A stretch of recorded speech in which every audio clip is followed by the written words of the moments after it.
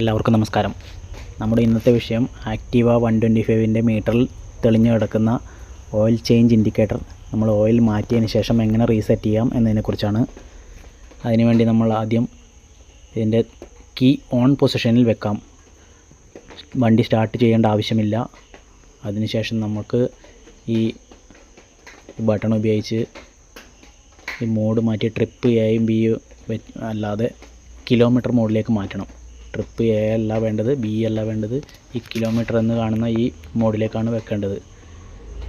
അതൊരു 20 second നേരത്തേക്കത് press ചെയ്ത് പിടിക്കുക.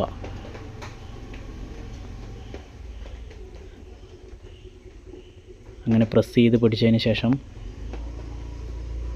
കൈയെടുക്കാതെ തന്നെ വാഹനത്തിൻ്റെ ചാവി ഒന്ന് ഓഫ് ചെയ്യുക.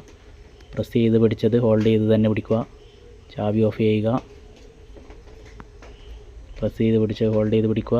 അതിനുശേഷം ചാവി ഓൺ ചെയ്യുക. ഒരു 5-6 സെക്കൻഡും കൂടി അതേപോലെ തന്നെ ഹോൾഡ് ചെയ്ത് പിടിക്കുക. ഇതാ ഓയിൽ ചേഞ്ച് ഇൻഡിക്കേറ്റർ അത് മാഞ്ഞു പോയിരിക്കുന്നു.